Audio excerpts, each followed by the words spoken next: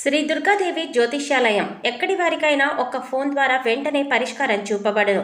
ప్రేమ, పెళ్లి, సంతానం, చదువు, ఉద్యోగం, ధనం, వ్యాపారం, కుటుంబ సమస్యలు, భార్యాభర్తల గొడవలు, ధనం నిలకడలేకపోవడం, ఆస్తి తగాదాలు, అప్పుల బాధలు, స్త్రీ పురుష వశీకరణ చేయబడును. గృహం, స్థలం, వాస్తు చెప్పబడును. ఎటువంటి సమస్యకైనా 100% పరిష్కారం చూపబడును. Cell number 9010707470.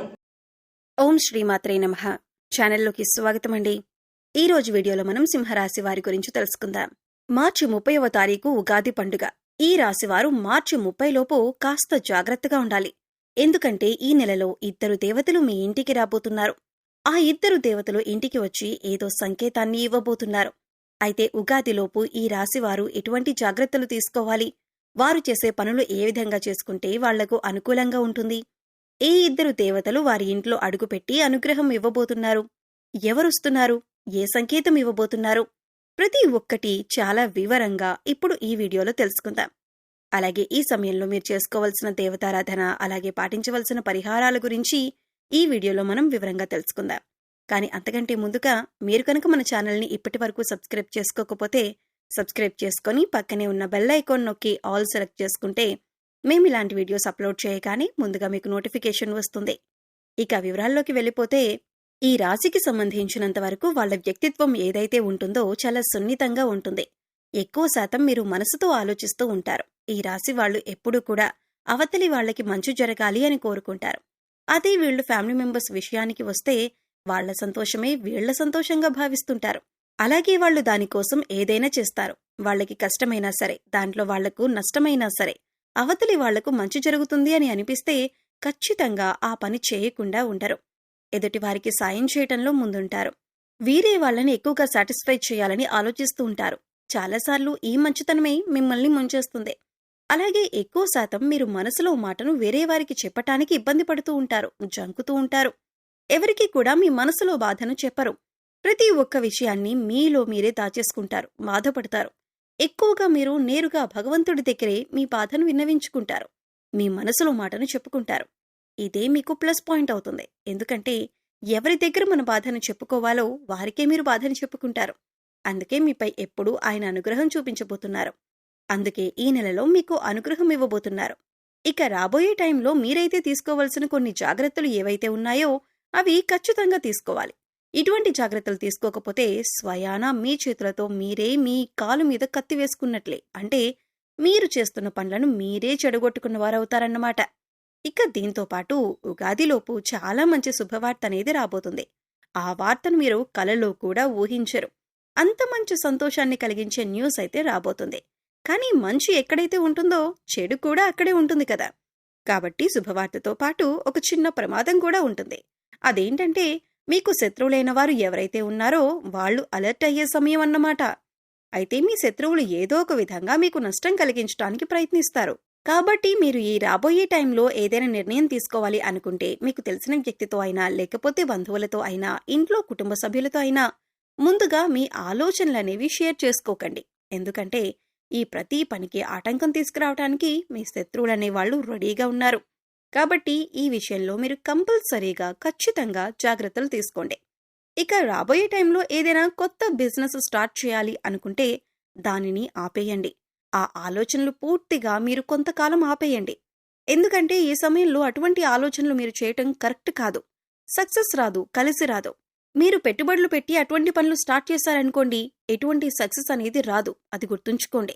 దాంతోపాటు ఎక్కడా కూడా ఎవరికి కూడా ఎంత మిత్రులైనా సరే, ఎంత బంధువైనా సరే, దగ్గర వాళ్ళైనా సరే డబ్బనేది అప్పుగా తీసుకోకండి. అలాగే వాళ్ళు అప్పుగా మిమ్మల్ని అడిగినా కూడా మీరు డబ్బులు వాళ్ళకి ఇవ్వకండి. ఎందుకంటే ఈ సమయంలో మీకు మీ చేతుల మీదుగా ఇచ్చిన డబ్బులు, అలాగే మీరు డబ్బులు తీసుకున్నా అది మీకు అస్సలు కలిసనేది రాదు. కాబట్టి ఈ సమయంలో లావాదేవీల్లో మీరు ఎక్కువగా జాగ్రత్తలుగా ఉండడం మంచిది. ఇక దాంతోపాటు కేవలం డబ్బు విషయంలోనే కాకుండా నోటికి సంబంధించిన విషయంలో కూడా జాగ్రత్తగా ఉండాలి. ఎవరితో అయినా మీరు మాట్లాడేటప్పుడు కొంచెం ఆలోచించి మాట్లాడండి. ముందుగా ప్రశాంతంగా మాట్లాడండి. ఆవేశపడుతూ కోపాన్ని ప్రదర్శిస్తూ మీకు మాట్లాడారంటే చాలా సమస్యల్లో పడే అవకాశం ఉంది. భవిష్యత్తులో చాలా సమస్యలకు దారితీస్తుంది. అలాగే ఎక్కడైనా గొడవలు జరుగుతున్నా అది మీ ఫ్రెండ్స్ని మధ్యలో కావచ్చు, లేదా మీ బంధువుల మధ్యలో కావచ్చు, ఇంట్లో కావచ్చు, ఇటువంటి గొడవల్లో మీరు కలగజేసుకోవటం మాత్రం మంచిది కాదు. ఎంత తక్కువగా మీరు ఇన్వాల్వ్ అయితే అంత మంచిది. ఒకవేళ తప్పించుకోలేని పరిస్థితి అయితే మీరు ఉండండి, గొడవలు చూడండి, వినండి, కానీ మీ సలహాలు మాత్రం ఇవ్వకండి. ఇక మీకు రాబోతున్న అతిపెద్ద శుభవార్త ఏదైతే ఉందో, మీరు ఇప్పటిదాకా అనుకున్న పనులు మొదలుపెట్టి ఆగిపోయిన పనులన్నీ కూడా పూర్తవుతాయి. ఈ సమయంలో ఆ పనులన్నీ జరుగుతాయి.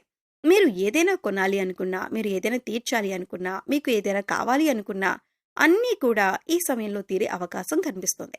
ఒకవేళ కుటుంబ సమస్యలు, బంధువుల్లో సమస్యలు, కోర్టుకు సంబంధించిన సమస్యలు, ఇలాంటివన్నీ సమస్యలు తగ్గుముఖం పడతాయి. ఏ సమస్య మీద మీరు పాజిటివ్గా సమాధానం రావాలని కోరుకుంటున్నారో అలాగే పాజిటివ్గా మీకు రిజల్ట్ అనేది ఉంటుంది.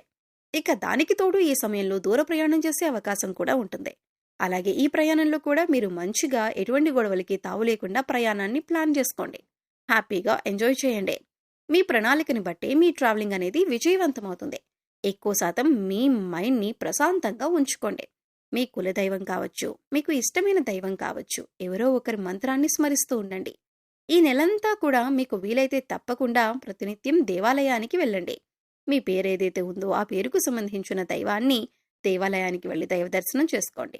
లేదు కుదరలేదు అనే పక్షంలో కనీసం ఆ దైవం పేరునైనా స్మరిస్తూ ఉండండి. మీకంతా మంచి జరుగుతుంది.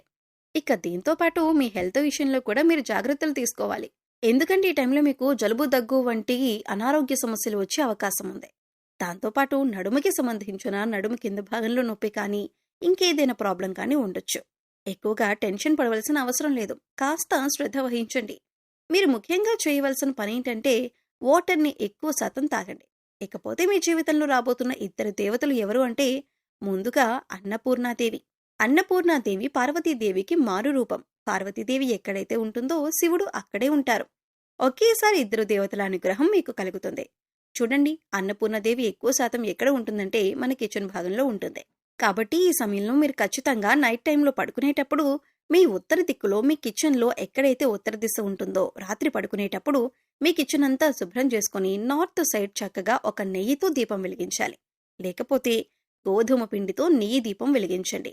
అన్నపూర్ణాదేవి కోసం ఈ నెయ్యి దీపాన్ని వెలిగించాలి. వెలిగించిన తర్వాత మీరు వచ్చేసి పడుకోండి.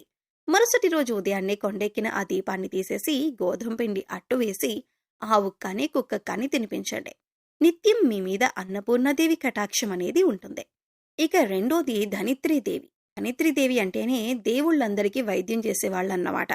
ఇక ఎక్కడైతే ధనిత్రీదేవి అడుగు పెడుతుందో అక్కడ ఎటువంటి అనారోగ్య సమస్యలు ఉండవు. కాబట్టి ఈ ఇద్దరు దేవతలు మీ ఇంటికి రాబోతున్నారు. మరిన్ని శుభ ఫలితాలు పొందటం కోసం ఈ రాశివారు చేయవలసిన దేవతారాధన చూసుకున్నట్లయితే ఈ నెలంతా అన్నపూర్ణాదేవి కటాక్షం కోసం ఆమె పేరు నిత్యం పారాయణం చేయటం వలన కుటుంబ సభ్యుల యొక్క ఆరోగ్యం అనుకూలంగా ఉంటుంది. ఎటువంటి ఆకలి బాధలు దరిచేరవు. ఈ సమయంలో మరింత అభ్యున్నతిని పొందటం కోసం మీరు పాటించవలసిన పరిహారాలు చూసుకున్నట్లయితే అన్నపూర్ణాదేవి ఆలయంలో అన్నదానం చేయించండి. అలాగే ఆవులకు ఆహారాన్ని తినిపించండి. సో చూశారు కదండి, వీడియో నచ్చితే ఖచ్చితంగా లైక్ చేయండి. మరిన్ని మంచి వీడియోల కోసం ఇప్పుడే మా ఛానల్ని సబ్స్క్రైబ్ చేసుకోండి. అలాగే మీ ఫ్రెండ్స్ అండ్ ఫ్యామిలీ మెంబర్స్లో ఎవరైనా సింహరాశి వారు ఉన్నట్లయితే వారితో ఈ వీడియోని షేర్ చేసుకోవటం మర్చిపోకండి. మరో చక్కటి వీడియోతో మళ్ళీ కలుద్దామండి. ఓం శ్రీ మాత్రే నమః.